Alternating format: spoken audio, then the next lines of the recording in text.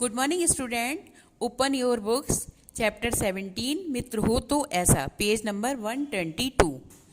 मित्र किसे कहते हैं, आपके कितने मित्र हैं और आपके मित्र कैसे हैं, इस पार्ट में कुछ ऐसा ही बताया गया है। दो मित्र थे, निकोलस और बेक। निकोलस आलसी, नटखट और झूठा था, परंतु बेक परिश्रमी, सीधा और सच्चा लड़का था। अंतर था कि केवल बेक और निकोलस में बहुत बड़ी मित्रता थी। एक दिन पाठशाला के अध्यापक किसी काम से थोड़ी देर के लिए कक्षा में चले गए और लड़कों ने पढ़ना बंद कर दिया। वे बातचीत करने लगे। नटखट निकोलस को कुछ शैतानी करने की सूझी। उसने कक्षा में लगा दर्पण पटक दिया। दर्पण चूर चूर हो गया। दर्पण से मतलब आप समझते ही होंगे, शीशा, ठीक है। इसी को हम इंग्लिश में मिरर भी कहते हैं। दर्पण के टूटते ही सब लड़के चौंक गए। निकोलस को लगा कि उससे बहुत बड़ी भूल हो गई है। मार पड़ने के भय से वह अपने स्थान पर जाकर के चुपचाप बैठ गया और सिर झुका करके पढ़ने में लग गया। शिक्षक ने कक्षा में आते ही दर्पण के टुकड़े देखे। वे बहुत कठोर स्वभाव के थे। बड़े क्रोध से डांट करके उन्होंने कहा, ये उत्पात किसने किया है, वह अपने स्थान पर ही खड़ा हो जाए। उत्पात का मतलब समझते हैं आप, शरारत, ठीक है, शैतानी करना। भय के मारे कोई भी लड़का नहीं बोला, लेकिन शिक्षक यूँ सहज में छोड़ने वाले नहीं थे। सहज का मतलब है कि आसानी से छोड़ने वाले नहीं थे। उन्होंने एक एक लड़के को खड़ा करके पूछना शुरू कर दिया।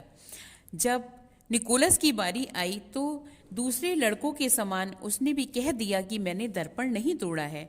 बेक ने जब देखा तो उसका मित्र निकोलस मार पड़ने की डर से झूठ बोल गया है, तो उसने सोचा कि शिक्षक अवश्य ही दर्पण तोड़ने वाले का पता लगा लेंगे। निकोलस को झूठ बोलने के कारण भी मार पड़ेगी, इसीलिए मुझे अपने मित्र को बचाना चाहिए। वह उठ करके खड़ा हो गया और बोला, दर्पण मेरे हाथ से टूटा है। दूसरे सब लड़के और निकोलस भी आश्चर्य से बेक का मुंह देखने लगे, क्योंकि उसने झूठ बोला अपनी मित्रता को बचाने के लिए।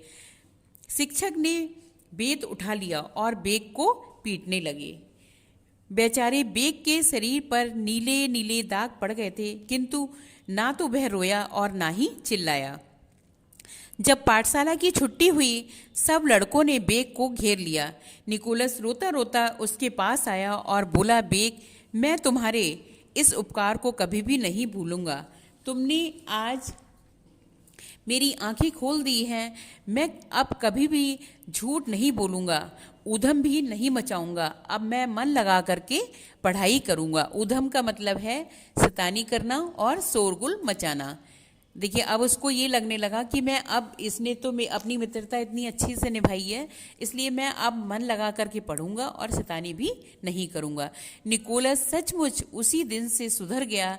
वह मन लगा करके पढ़ने लगा और बड़ा होने पर उसने इतनी उन्नति की कि वह न्यायाधीश के पद पर पहुंच गया। देखिए, न्यायाधीश बन गया, यानी कि जज बना जाके।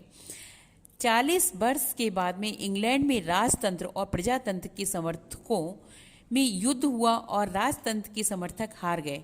प्रजातंत्र की ओर से उस समय पर क्रामवेल शासक थे और उनकी आज्ञा थी कि राजतंत्र के समर्थकों को प्राणदंड दिया जाए।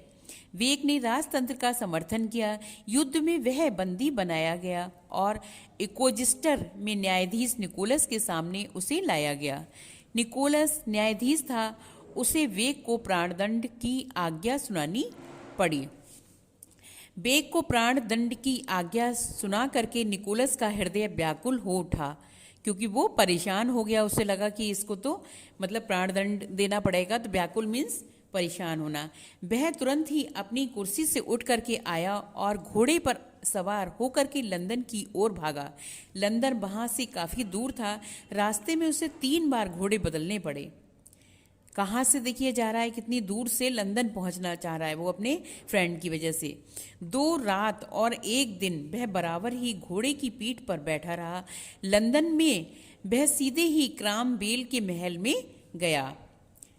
अपने मित्र वेक के उपकार की कथा सुना करके क्रामवेल से उसके लिए क्षमा दान मांगा। क्रामबेल ने क्षमा दान का पत्र लेकर के फिर वह पहले की तरह घोड़े पर सवार होकर के वापस इकोजिस्टर की ओर दौड़ा। उसे तभी शांति मिली जब बंदी घर किसको कहा गया है? जेल के लिए। बंदी घर में बेग के हाथ में उसने क्षमा दान का वह पत्र दे दिया था।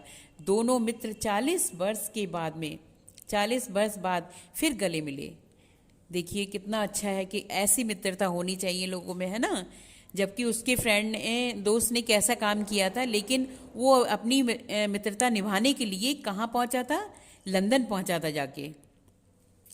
देखिए इस पाठ से हमें क्या संदेश मिलता है कि संकट के समय मित्र की सहायता करनी चाहिए। अगर कोई भी हमारा मित्र संकट में है, परेशानी में है, तो उसकी हमें सहायता करनी चाहिए।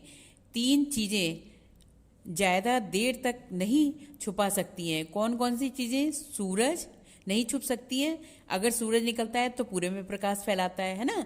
चंद्रमा निकलता है तो वो भी पूरे में प्रकाश फैलाता है। ऐसा तो नहीं है कि कोई सोचे कि हम ले लेंगे दूसरे को ना मिले। और सत्य भी कभी भी छुप नहीं सकता है। अगर हम झूठ बोलेंगे तो झूठ तो हम छुपाएंगे, तो उसके झूठ को हम छुपाते हैं तो उसके पीछे हमें कितने झूठ बोलने पड़ते हैं एक सच के पीछे। तो इसलिए हमें हमेशा सत्य बोलना चाहिए और हमें अपनी मित्रता पर हमेशा नाज होना चाहिए और अपनी मित्रता हमेशा अच्छे से निभानी चाहिए। ओके, धन्यवाद बच्चों।